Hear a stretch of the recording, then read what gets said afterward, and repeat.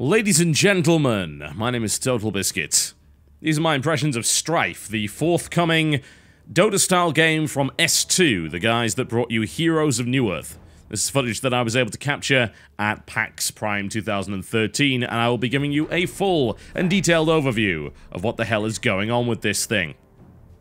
So I suppose the first question is, why did they make another Dota-style game? Well, as you might imagine, HON has been in decline for quite some time, so it's a little bit understandable that they would take their current expertise and move on to another property, because, hey, you know, HON is not going to have some kind of sudden resurgence. Let's be entirely frank, it's not going to happen. HON was not a bad game. At the time, I preferred League of Legends to it. Now, of course, I prefer Dota 2 to both of them.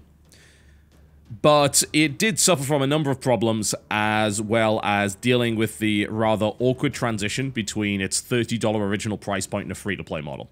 This one is going to be coming right out of the gate as a free-to-play model game. So you get rid of that awkward transition and the kind of janky monetization that was put in place surrounding Heroes of Newerth. And this time around, they are firmly aiming this at a more casual audience. They have come out and said that. They don't even have a fear of saying it. They're happy to do so. And it's got this cat.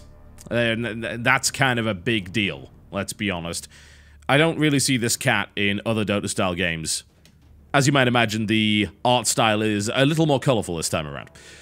So, let's have a look at what's going on here, because there's some weird stuff. I mean, why are the two characters on the screen, you might ask?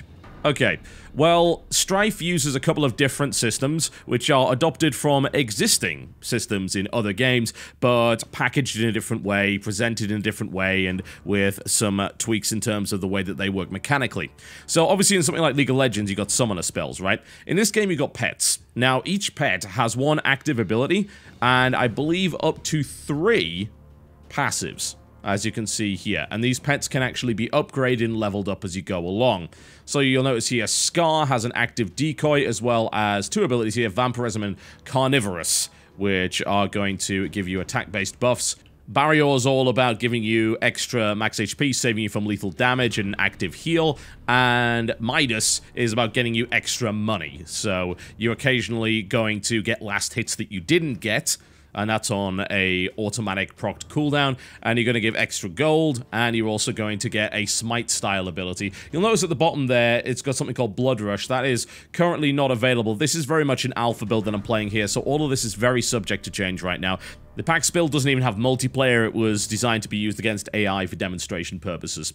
Now, you're supposed to be able to buff these creatures up and customize them in different ways as you go through the game. So basically they're tying in kind of summoner spells with a bunch of extra passives depending on what you want, alongside a rune-based system of sorts. What they've also got is a crafting system. This has not been fully laid down yet. What they want you to be able to do is customize items outside of the game and bring them into the game for you then to be able to buy. This will allow you to do stuff like remove certain stats and put on different ones, tweak items to your liking. The actual item pool in this game is significantly smaller. Their logic for that being that if you don't have to learn 300 other items, you're probably going to make better decisions, and what you can do is just customize the existing stuff rather than having a bunch more items on top of that. So obviously in the alpha there's not that many items whatsoever, just bear that in mind, but I will show you the customized items there. As to how you're going to do that, you will be able to get drops called commodities, which will allow you to modify a whole bunch of different stuff. So let's get into the game, shall we, and show you exactly what's different about STRIFE and how STRIFE actually plays versus other titles, and then we'll talk about whether or not these changes were for the best. First things first, at the start of the game, it does ask you whether or not you want a locked camera or a free cam, which is always nice. There are certain preferences for each. I would expect this to be an option that you can select later on. So, let's have a look at the items here. You'll notice there's a difference between these 2 surge rings. One of these surge rings is one of the customized surge rings, which, as far as I can tell, is actually just straight up better than the other one.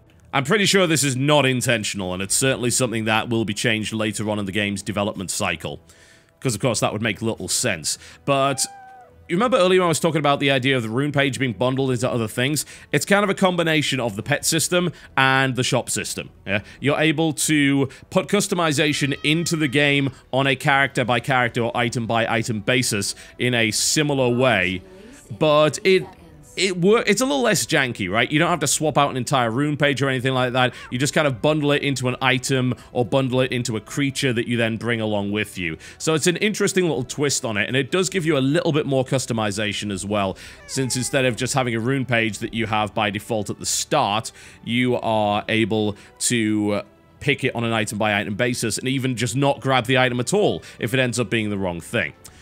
So, there are 4 abilities, just like you would imagine. However, at the moment, some of the design does allow for some of these abilities to actually be passives on that hotbar there. This is something that, for the most part, League of Legends avoids doing, yeah? It has its passive as a separate slot, and then it has 4 active abilities. There are some very limited exceptions to that. Stuff like Teemo's Poison Dart, for instance.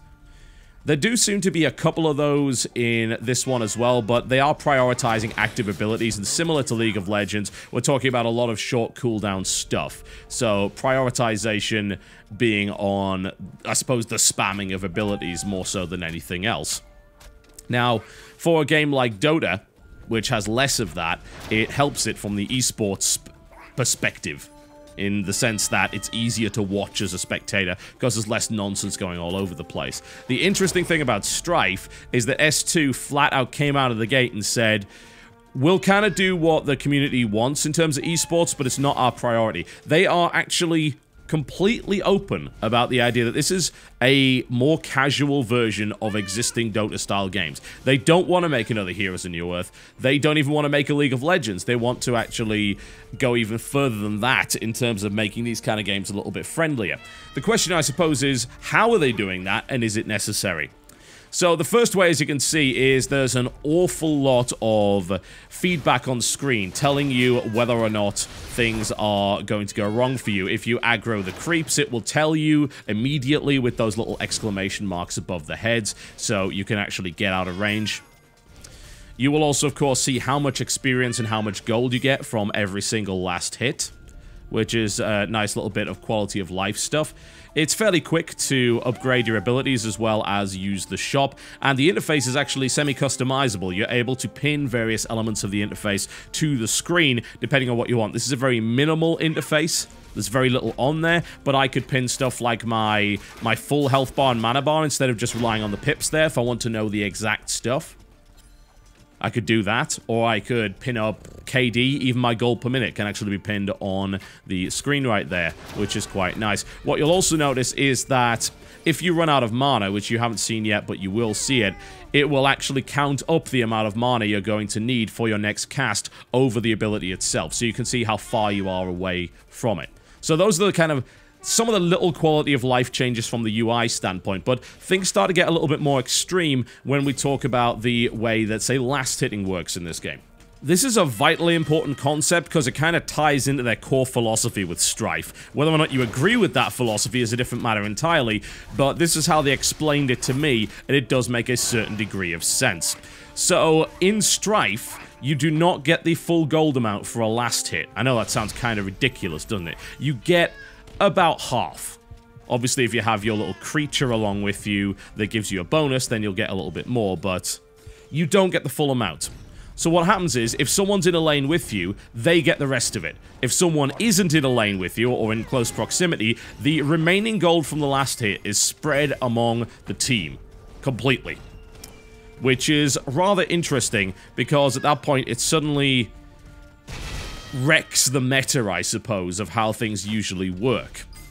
In your general Dota-style game, you will have a support player whose specific job it is not to take last hits from the carry. Yeah? In this game, there is no such player. You don't have to have that because of the way that the gold sharing actually works. And in fact, a duo lane is going to get just the same kind of benefit. But if you want to play a single person farming lane, you can actually benefit the entire team by doing that, which kind of shakes things up. There's some weird stuff. They said 2 mid, yeah, that's totally viable. And yeah, it actually is totally viable. Rune control is not really relevant in this game. You don't have to worry about that so much. There are, of course, creatures that you can kill in the jungle, and there is an equivalent of Roshan and things like that. But you can kind of shake things up. I am solo bot right now. There are 2 mid, and that's viable. That's actually viable. There's, from what I could tell, not a particularly big reason not to do something like that. So that shakes things up completely. And you might ask, well, why would they do that? Isn't that just making the game easier? Well, yes, it does make the game easier, but they have this idea, and I don't know if their theory is correct, but I certainly think it's got something to do with it. Their idea is that the hostility of Dota-style games comes from the actual team itself. It comes internally from the team.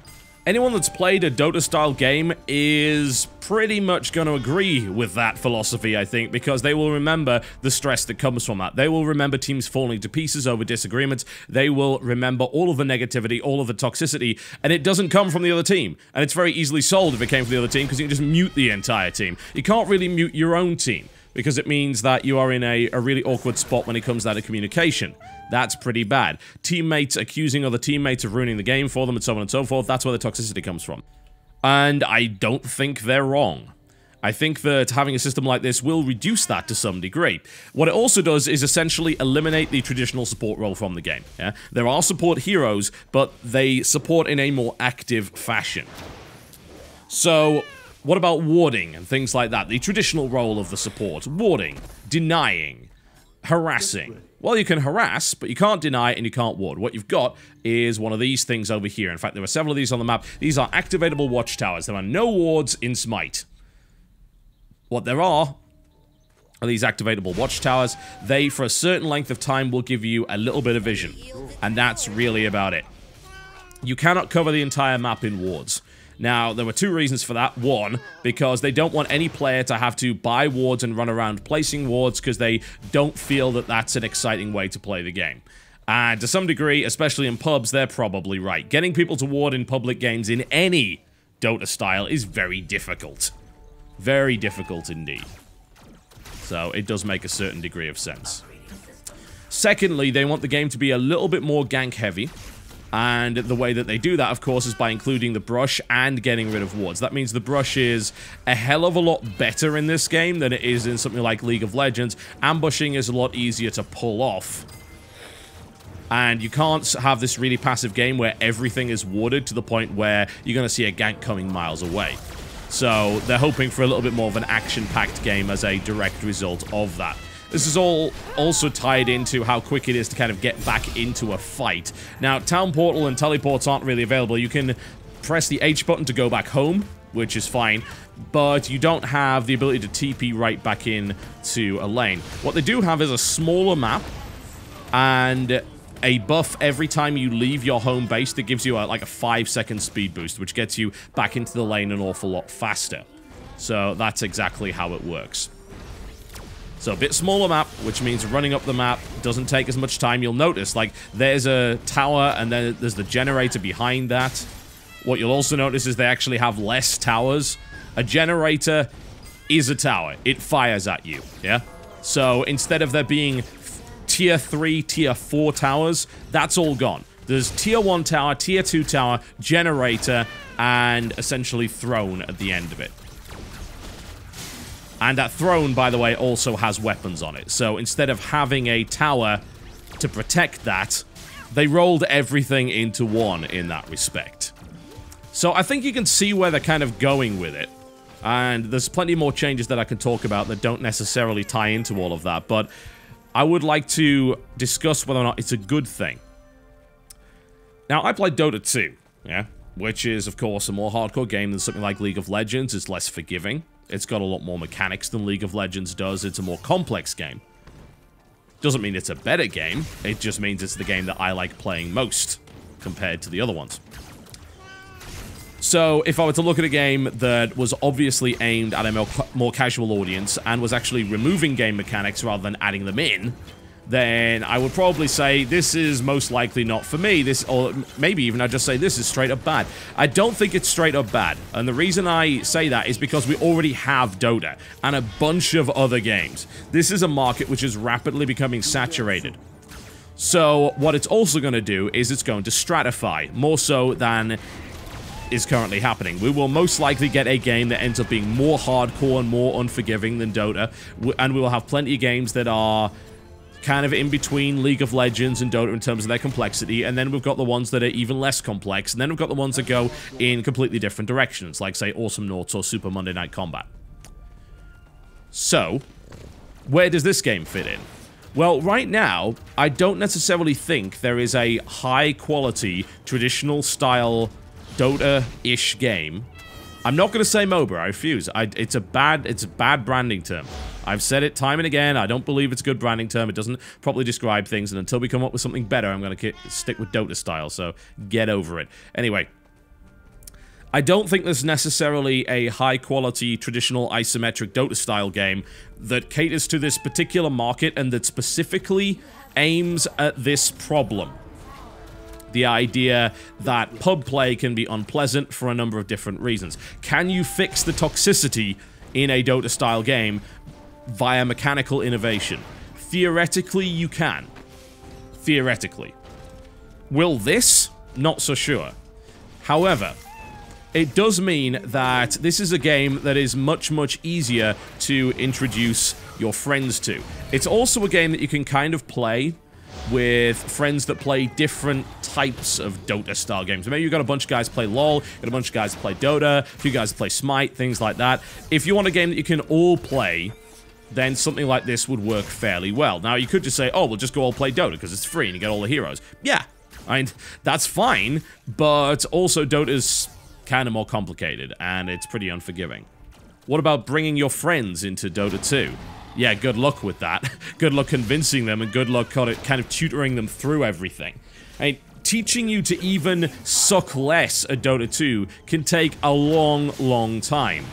And unless you want to go through this, like, 20-hour tutoring process to get your friends even up to the point where they're not a complete and total liability, can be massively off-putting. I remember listening to a recent giant bombcast on that very subject. Dota 2 was brought up, and the other hosts were like, nope, not touching that, don't want to play it. And then one of the hosts is just desperately trying to convince them, like, no, that sounds too complicated. Yeah, that's a genuine problem. It really, really is, and the learning curve on that game is massive. But people like the idea of games like that. They like the idea of the mechanics of it. The fact that it's essentially a small RPG experience. Yeah, a PvP RPG experience where you level up, you gain items, and you fight all in kind of between 30 minutes to an hour, and then it's done. Yeah? You're compressing maybe even a gigantic RPG campaign down into its barest essentials within a 30 to 60 minute match. That's attractive to people. This is a genre that people are trying to get into. I think STRIFE has it right in aiming at that market. I think if you want to aim at hardcore again, you're essentially saying, we made Heroes of Newerth and we're going to try and make another hardcore Dota-style game. And Heroes of Newerth failed on a number of different levels, whereas already, even in the alpha, STRIFE appears to be a more grown-up and more competent game. I mean, you can already see, even in the alpha, great animation quality and a unified art style, which is something that Hon didn't have. I can't even describe Hon's art style because I don't know what it was. It especially didn't help that it had a bunch of elements and assets taken from Savage 2, which meant that things just looked really weird. I mean, hell, it even had music from that game, which is fine, don't get me wrong, because the music from Savage was actually great. But anyway, it didn't really know where it wanted to go, and as a result, it became this just Frankenstein's monster of a game from an art standpoint. STRIFE is unified from the very start. It's gone with this nice cartoony graphic style with slightly bigger characters, you'll notice. Yeah, the character model size versus, say, League of Legends is a little bit bigger. The animation quality is just as good, if not better. And I'd even say fidelity-wise, it is a better-looking game, even though it is a fairly similar game in terms of its actual aesthetic. I just think it's a more technically impressive title in that respect. Its hero lineup is already fairly quirky. As you can see, I'm playing the Cat Sorcerer because why the hell wouldn't I do that? It's already got robots, it's already got some strange kind of creepy characters in it, a guy riding a dragon, a guy with ice for hair, and so on and so forth. It's obviously a little bit tongue-in-cheek from the very start. even there. The ball lightning, as you can see, prime example. A game that definitely doesn't take itself too seriously. That might be a good thing, because if I'm honest, LoL has started to really take itself a little bit more seriously than it used to. LoL didn't used to care about the lore whatsoever, and now, like, that's a big deal for League of Legends. Like, really? And when I used to play League of Legends, the lore really just did not matter all that much. And as a result, you had all sorts of crazy stuff going on. You had skins that completely broke the lore aspect of it. And since then, it seems like they are taking themselves a lot more seriously. Is that good? Well, maybe. But I also think that there is definitely room in the market for games that don't. And we don't have a lot of those. We've got Awesome Noughts, but that's kind of about it. Now, let's talk about the gameplay. How solid does it feel? It is in alpha, and it already feels pretty good. And I'm actually surprised by the number of quality of life improvements that the game's got. And I'm not just talking about the interface stuff. I'm talking about the idea that everyone has their own courier, for instance. So you combine the ability to go back to base and quickly get back into the fight via the use of the speed boost you get from leaving the fountain area, with the ability to get stuff in lane. So you are actively in lane, and it seems like there is a deliberate set of mechanical changes put in place to try and reduce the time when you are not killing stuff. Yeah, they're trying to narrow the focus in that respect. It's pretty good. Those couriers can't be killed, by the way. Just got to point that out, which could potentially be a problem. It seems like there would be a lot more focus in trying to force people out of the lane in that respect. But even then, that can be a little bit difficult, because when you're out of combat for a certain amount of time, your health and mana regen is greatly increased. So you actually have an awful lot more lane sustain. My understanding of it is that they've got a massive focus on last hitting and gold per minute, to the point where you can even see your gold per minute. Yeah, that's something that you can put in the UI. When you hold down tab, you bring up all your optional UI elements. You can then pin the ones that you want and get rid of the rest. So it's about making as much money as possible, outpowering people, outplaying them, and so on and so forth. Will all of those elements work together? I mean, possibly not. I think there are certain risks inherent to that. The game doesn't have, at least in its current state, an awful lot of high-quality, long, hard disables, for instance. There are some stuns here and there, but they don't last for all that long, which means that catching an opponent and actually finishing them off can be difficult. This is also true because the nukes scale in a similar way to League of Legends.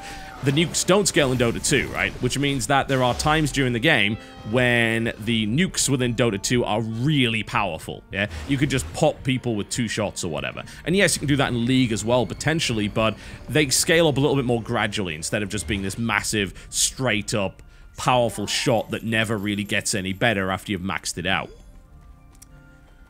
So if you combine all of those together with the idea of regeneration outside of combat, with the ability to get items from a personal courier pretty much any time and not be able to intercept that courier, with the H button taking you straight back to base, it may be a little bit difficult to actually kill people. I think that could actually be a problem. They may have to address that. I don't really want any of these little improvements, I suppose, that's assuming that you even believe it's an improvement to begin with, taken out, because I think they're nice little mechanical innovations here and there. But if you put all of them into the game, then you have to deal with the very obvious problem that it could be a little bit difficult to actually get kills. Now, what they do have is a method to force a team fight, which is what you're seeing right now. That's Kratos. Once you kill the Roshan-style boss, it gives you access to a kind of big tanky golem-style creature called Kratos. You can send it down any of the lanes you want, and when the timer is up, it will start walking down that lane. That thing forces a team fight, because it disables towers and smashes towers very quickly. Whenever it hits a tower, the tower can't fire back. That means that you are likely to have a team fight in that lane, because you want to protect Kratos and the other team wants to kill it. Kratos can't really do all that well against heroes on their own, but in a group, Kratos is deadly, as you're about to see. Kratos is going to walk forward here. He's going to do a bunch of damage. He's already doing a bunch of damage to the heroes. And then what he's going to do is he's going to disable that tower and start battering on it, as you can see there. So that tower can't fire anymore. So the tower's going to go down very, very quickly. In the meantime, I'm split pushing up the top. Now, the ability to get Kratos does actively shorten the game, in my opinion, because if Kratos is up and you get a successful team fight, you're probably getting a bare minimum, I do mean a bare minimum, of 1 tower kill. You're probably getting 2 towers or maybe even a tower and a generator. That's the generator up there, by the way. You'll notice the generator actually has a regenerating shield, but the health does not regenerate. Once the generator is down, that's it. It is down for good. It is not coming back. So that can get pretty ugly. The generator is also a tower in and of itself. It's got its own defense mechanism, so you can't just straight up kill it on your own. But, yeah. There are a lot of mechanisms within the game to try and force team fights. A lot of ideas and design philosophies that are based around that. And I think that team fighting will be required. If you don't have that, then you're going to have a very, very passive experience because of the things that I just mentioned earlier. Some interesting stuff. The way the jungle works is fairly similar to the way the jungle works in, say, Dota. It's less about jungling, as it were. It's not like League of Legends where there is an assigned jungle meta. It's more a case of dip into the jungle, do some damage where you can. Some heroes will be better in the jungle later on. Of course, every hero can actually get a lifesteal if you use the right pet. So, in theory, anybody could really become a jungler to some extent. And then there are certain creatures that pop up, which are these kind of chests with legs. They give you a bunch of money and things like that. So, some interesting stuff. It kind of remains to be seen where the jungle will actually lie within the meta, whether or not it will become super important, whether or not there'll be a dedicated role to it. What I'm not 100% on is whether or not killing jungle creeps actually gives that split. Because, you know, we were talking about earlier the way that last hitting works, where last hitting is kind of split in the lane, and if there's no one else in the lane, you get the lion's share of the gold and the rest gets split amongst your team. I don't think that happens with jungle creeps, but I could be entirely mistaken in that respect. Obviously, there's one of the bigger creeps, kind of like Dragon in League of Legends, that will give you all a bunch of money, but I'm not sure if there's a split there, because if there isn't, it may be viable to kind of do a jungle rush build where you are able to just power your hero up very, very quickly because you're not having to share that gold. Admittedly, the role of the jungler makes a little bit less sense considering the way that sharing also works, because if you know, 2 in a lane is kind of the optimal number. So, I don't know. It's weird. It's really strange in that regard. I really do not know. Aside from that, STRIFE is looking pretty good. Like, it's got a great soundtrack, which is actually nicely combined with a system that they're calling the conductor, which actually changes the music over, kind of shifts it depending on what's going on. If you go into the jungle, the music will start to subtly shift in favor of a more mysterious, tense track. If there's a big team fight about to happen, the music seems to know. Like, you approach a lane, Kratos is in it, it's like, right, people are getting closer, there's gonna be a big team fight, taking down a tower, the music actually gets more heroic as you do that, and on the other team, of course, it gets more desperate and dire, just kind of nice. And it all ties together to give this impression that STRIFE seems to be this really high-quality product that knows exactly what it wants to be. And you know what the coolest thing about that is? It's not what it is. It's that they have a vision from the very start and they intend to execute it without compromising that vision. It doesn't matter if you don't like the vision, because at this point, there are so many choices in this genre that if STRIFE comes out and it's not your super hardcore thing, that's actually fine. Because this is now a very large genre with titles that are consistently coming into play. And you've got to try and get your piece of the pie, as it were. And you've got to say, well, how am I going to do that? And you're not going to do that by flat-out copying other games. You will probably do it by iterating on what other games have done with a specific idea in mind as to how you want your game to play out.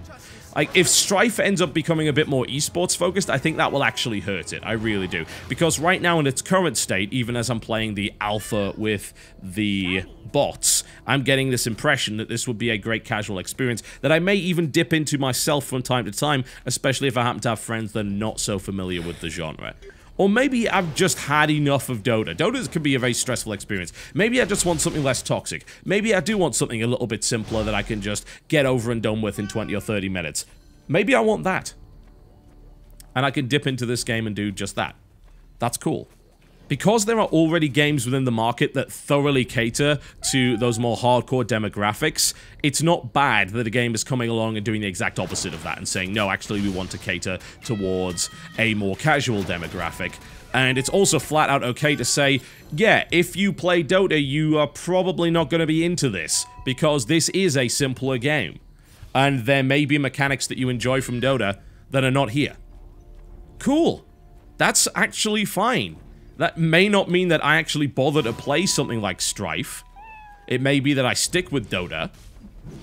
But you don't make games for me. You make games for large groups of people.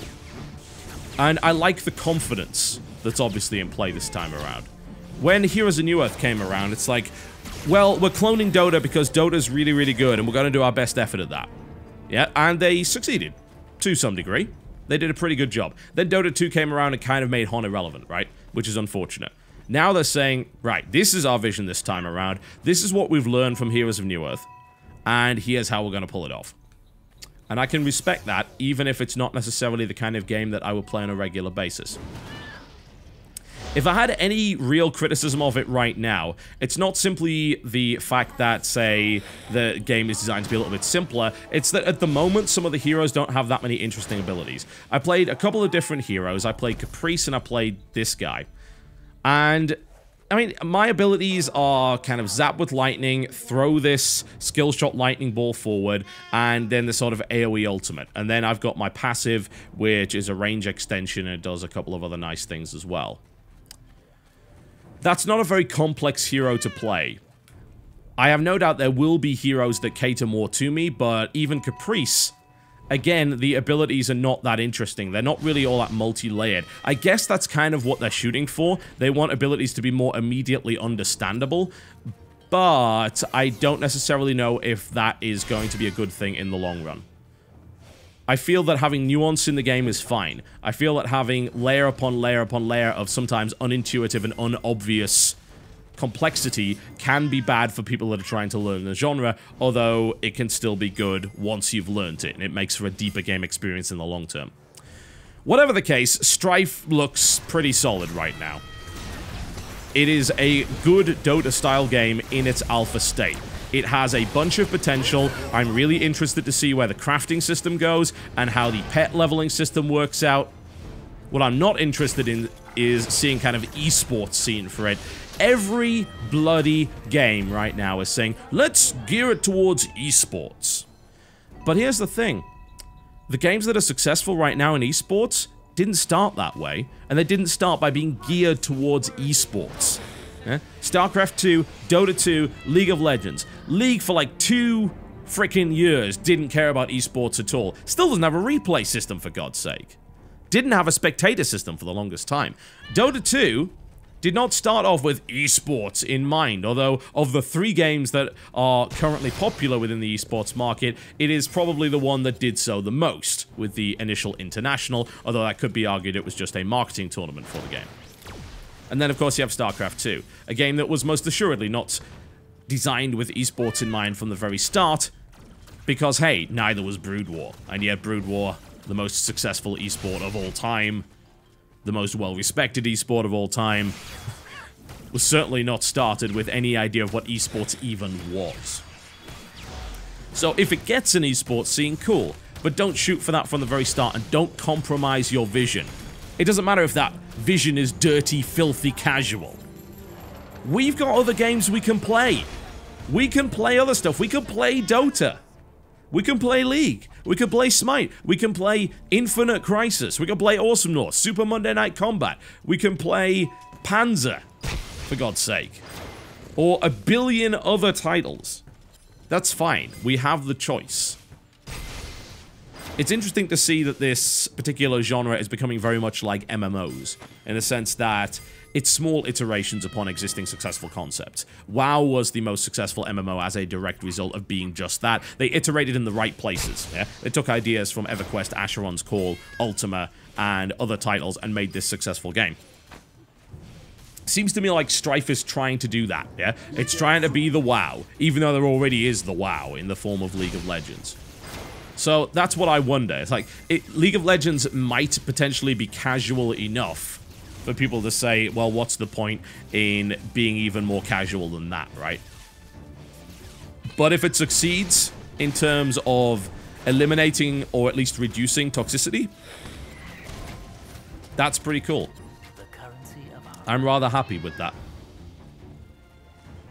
This looks interesting. It actually does. And an interesting, confident, specific design. With a cat mage. Not too shabby. My name has been TotalBiscuit. That has been a fairly lengthy look at STRIFE in its alpha form, which was playable at PAX Prime 2013. I'll see you next time.